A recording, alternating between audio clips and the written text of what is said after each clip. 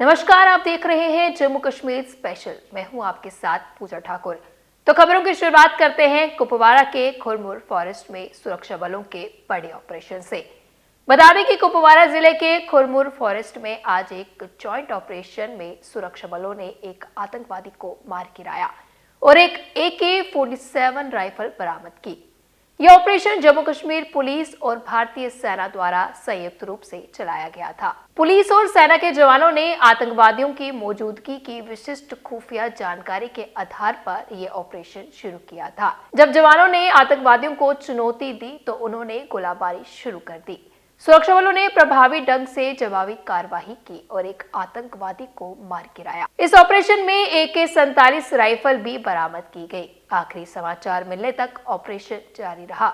जम्मू कश्मीर विधानसभा के बजट सत्र के दौरान आज भाजपा के विधायक विक्रम रंधावा ने कोरोना काल के दौरान लगाए गए पैरामेडिकल स्टाफ के साथ हो रहे अन्याय का मुद्दा उठाया।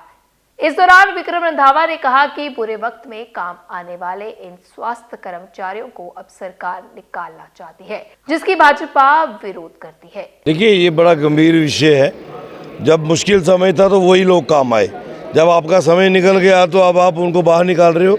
मैंने हाउस में भी इस बात को रखा है, सख्ती से रखा है कि जो लोग एकेडमिक अरेंजमेंट्स के तहत लगाए गए थे, वो पैरामेडिकली ट्रेंड लोग थे, उनको आप बाहर मत निकालिए। बजाय उनको रेगुलराइज करेंगे, उनको लीगलाइज करने के आप उनको बाहर का रास्ता दिखा रहे हो, ये गलत बात है। मुझे लगता है कि सरकार को इसका सीरियसली संज्ञान लेना चाहिए और आने वाले दिनों में इनकी लड़ाई अगर लड़नी पड़ेगी वो भी लड़ेंगे। कई बार ये हुआ है कि वो सड़कों पे भी आए, NRHM के या NHM के वो जो भी बच्चे थे वो सड़कों पे भी आए। कोविड के बाद उनको निकाला भी, कई स्टाफ को निकाला भी गया। उसके बारे में देखिए, वो गलत हुआ है, मैं वही आपको कह रहा हूँ ना, इसलिए तो बात सदन तक पहुँची। अगर बात गलत नहीं हुआ तो फिर सदन तक नहीं आनी थी। तो मुझे लगता है कि सरकार ने सीरियसली लिया है, तो आने वाले दिनों में देखिए, अगर सरकार नहीं लेगी हम उनको लेके सड़कों पे भी उतरेंगे। जल शक्ति विभाग के डेली वेजर्स ने रेगुलराइजेशन और पेंडिंग वेजेस को रिलीज करने की मांग को लेकर आवाज उठाई। मैं आपके चैनल के माध्यम से ये कहना चाहता हूँ कि जितने भी ये जो बजट सत्र चल रहा है, इसमें जितने भी मंत्रीगण हैं, उनकी एक ही आवाज़ है कि हमारी जो सैलरी है वो कम है। मगर मैं आपके चैनल के माध्यम से यहाँ से ये गुहार लगाना चाहता हूँ, देखिए, अगर आपकी सैलरी कम है तो मैं जितने भी MLAs हैं उनके आगे मैं ये पुरजोर अपील करना चाहता हूँ कि हम लोग जो 9,000 रुपये ले रहे हैं, इससे हमारे घर परिवार का गुजारा नहीं हो रहा। हम ये चाहते हैं कि ये जो 20 तारीख को जैसे हमारे PHEYU ने कहा कि हम काम छोड़ो हड़ताल पर जा रहे हैं, मैं आपके चैनल के माध्यम से ये कहना चाहता हूँ, अगर हमारा मसला हल नहीं हुआ तो हम भी जो है वो हड़ताल पर जाने के लिए बिल्कुल तैयार हैं।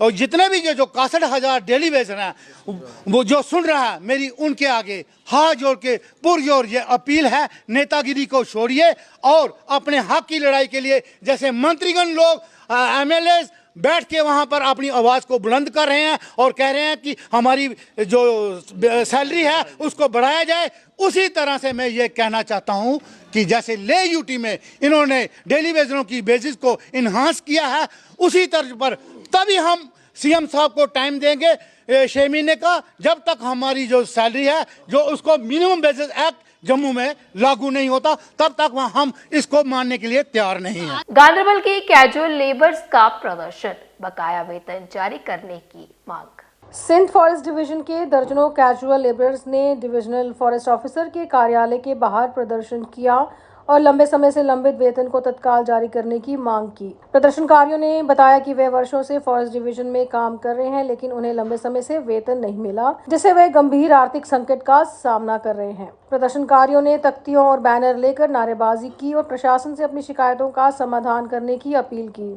उन्होंने सरकार से तत्काल कार्रवाई कर उनका बकाया वेतन जारी करने और उनकी नौकरियों को नियमित करने की मांग की। इस विरोध प्रदर्शन ने क्षेत्र में कैजुअल लेबरों की समस्याओं को उजागर किया, जो अक्सर अनियमित वेतन भुगतान और नौकरी की असुरक्षा के कारण कठिनाइयों का सामना करते हैं। मेरा नाम जावेद अहमद है सर, यार मुकाम निगम का रहने वाला हूँ सर। सिंध डिवीजन गांधरबल में काम करते हैं सर। पिछले कई 20-25 सालों से सर हम काम कर रहे थे सर।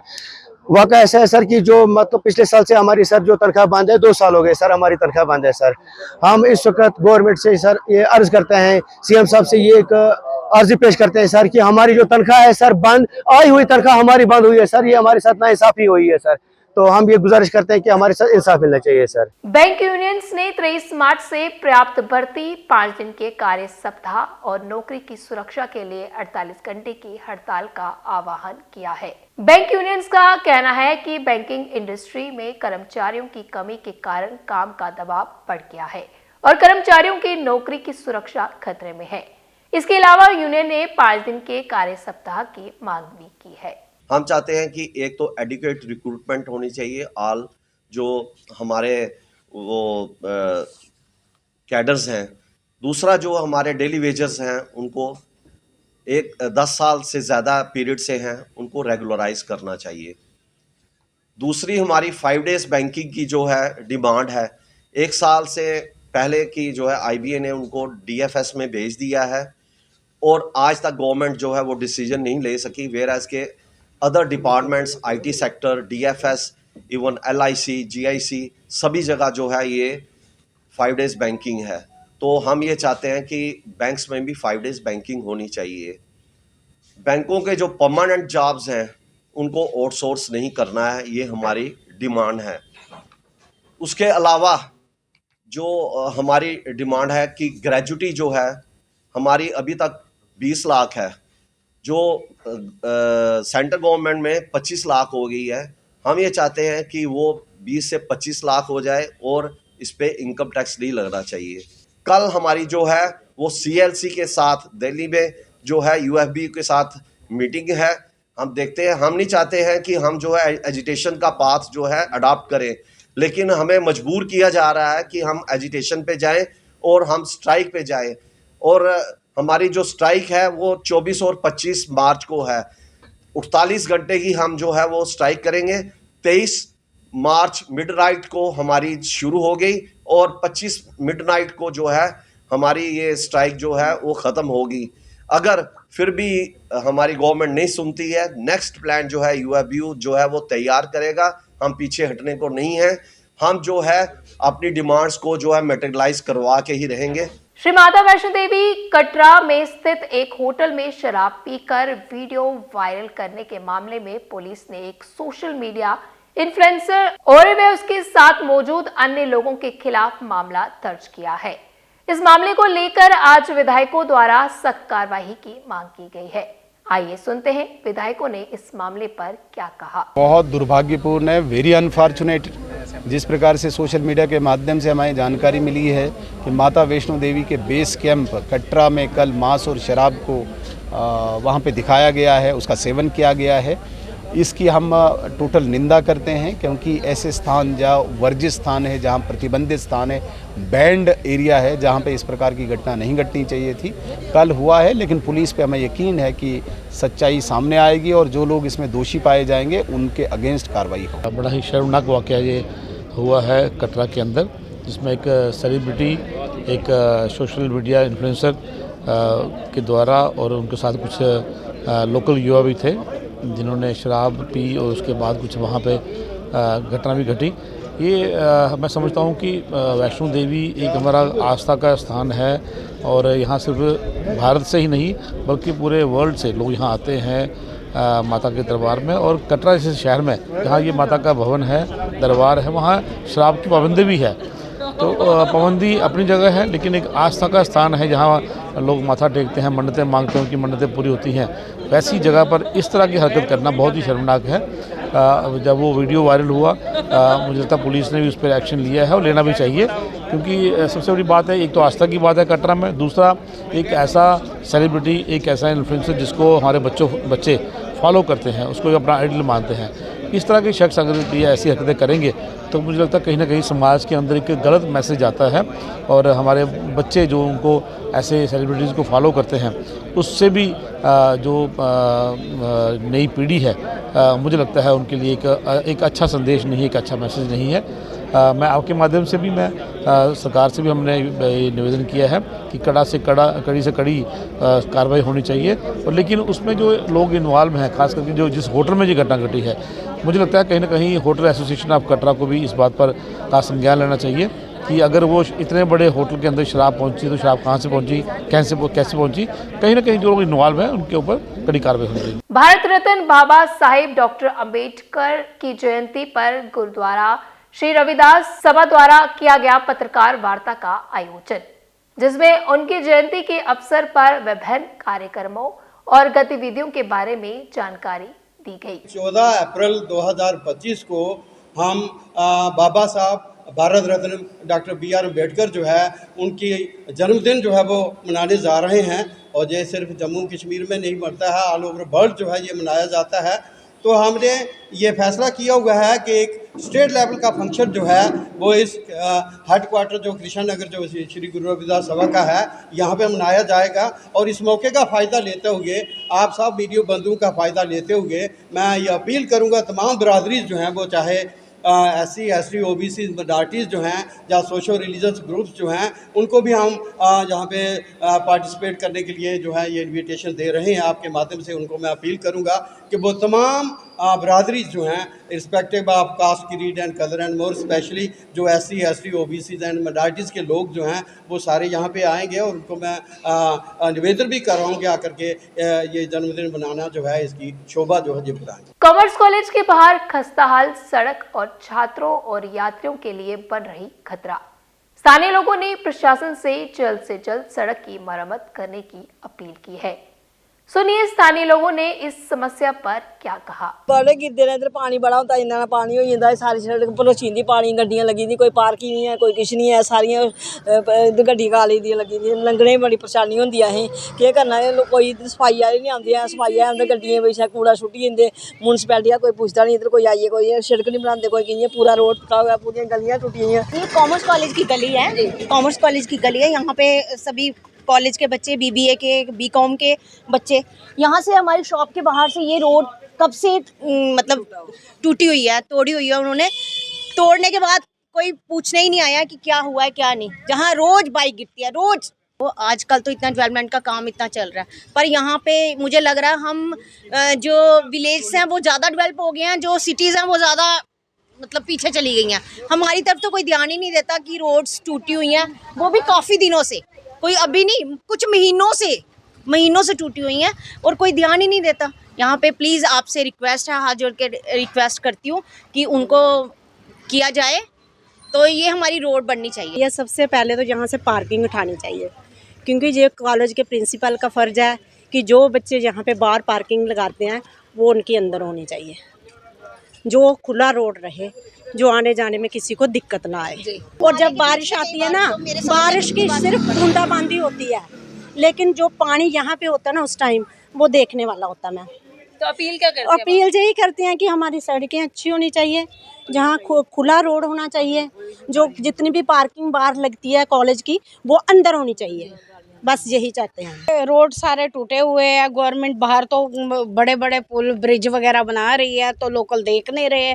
लोकल का बुरा हाल है। यहाँ कॉलेज है, इतने बड़े बड़े कॉलेज है, यहाँ पे आए दिन कोई ना कोई गिर जाता है। और जब बारिश आती है, साइंस कॉमर्स कॉलेज एंटर करते ही इतना पानी जमा हो जाता है कि हम बच्चों को स्कूल छोड़ने कैसे जाए, हमें दूसरा वे लेना पड़ता है। जम्मू के MS स्टेडियम में आज से क्रिकेट टूर्नामेंट हुआ शुरू। यह उद्घाटन DIG शिव कुमार शर्मा द्वारा किया गया। इस मौके पर DIG ने कहा कि खेल में रहने वाला व्यक्ति कम बीमार पड़ता है और हमेशा फिट रहता है, और इसलिए सभी को खेलकूद में हिस्सा लेना चाहिए। बता दें कि ये टूर्नामेंट का मुख्य उद्देश्य खेलों के प्रति युवाओं को प्रोत्साहित करना है। ये एंटी ड्रग्स वेटरन लीग जो करवा रहे हैं हमारे रणधीर सिंह जी लुधियाना वाले, तो इनकी जो सोच है, इनकी जो पहल है, इसको हम वेलकम करते हैं कि आज जम्मू में इन्होंने ये टूर्नामेंट शुरू करवाई, और जिसमें हमारे वेटरन खेल रहे हैं जिनका नाम है जम्मू में, जिन्होंने क्रिकेट में अपना नाम बनाया है, तो मुझे लगता है उनको जो हमारी नौजवान पीढ़ी जो है उसको देख के ग्राउंड की तरफ अट्रैक्ट होगी। और जो थीम है मैच का कि एंटी ड्रग्स के, जो इस वक्त हमारे देश में जो ड्रग्स की जो दुश्मन देश है, हमारे युवा पीढ़ी को खोखला करने के लिए, उनको ड्रग्स की लत में मुलव्वस करने के लिए जो प्रोपेगेंडा चला रही है, उससे लड़ने के लिए हम सबको आगे आना होगा।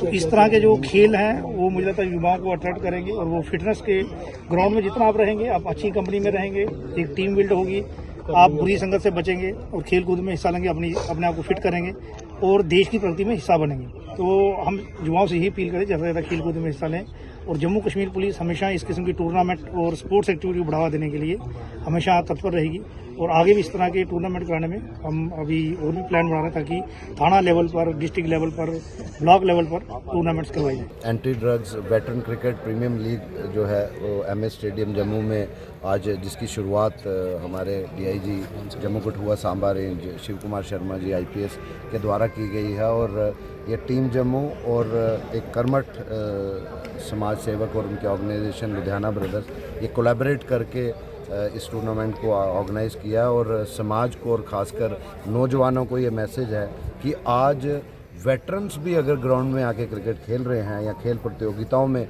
भाग ले रहे हैं, तो हमारे नौजवानों को भी पढ़ाई के साथ साथ ग्राउंड से जुड़े रहना चाहिए, अपनी फ़िज़िकल एनर्जी को चैनलाइज करना चाहिए, ना कि कहीं प्रेशर में आके या ड्रग माफिया के जाल में कहीं फंस जाएं, वैसा नहीं होना चाहिए। तो ये एक मैसेज है, और आपके माध्यम से सभी देखने सुनने वालों को हम ये कहेंगे कि ज़रूर आप आइए। यहाँ पर दिन में 2 मैचेस होंगे, लीग बेसिस मैचेस हैं, और ज़रूर आप देखिए। BRO ने गुरेज बांडीपुरा सड़क पर बर्फ हटाने का कार्य किया शुरू, जल्द बहाल होगी संपर्क सुविधा। बॉर्डर रोड्स ऑर्गेनाइजेशन BRO ने रविवार को गुरेज बांदीपुरा सड़क पर 85 किलोमीटर लंबे मार्ग से बर्फ हटाने का अभियान शुरू किया, जिसे जल्द से जल्द आवागमन बहाल किया जा सके। बताया जा रहा है कि BRO ने सड़क को फिर से खोलने और लोगों की परेशानियों को कम करने के लिए बर्फ हटाने की प्रक्रिया शुरू कर दी है, खासकर रमजान के पवित्र महीने के दौरान। उन्होंने कहा कि मशीनरी और कर्मी सक्रिय रूप से बर्फ हटाने के कार्य में लगे हुए हैं और मार्ग को जल्द से जल्द फिर से जोड़ने के लिए पूरी कोशिश की जा रही है। गौरतलब है कि भारी बर्फबारी के कारण गुरेज बांदीपुरा सड़क पर साल लगभग 3 महीने तक जिला मुख्यालय से कटी रहती है। इस महत्वपूर्ण मार्ग के फिर से खुलने से स्थानीय लोगों को राहत मिलेगी और उन्हें आवश्यक आपूर्ति और सेवाओं तक पहुंच सुनिश्चित होगी।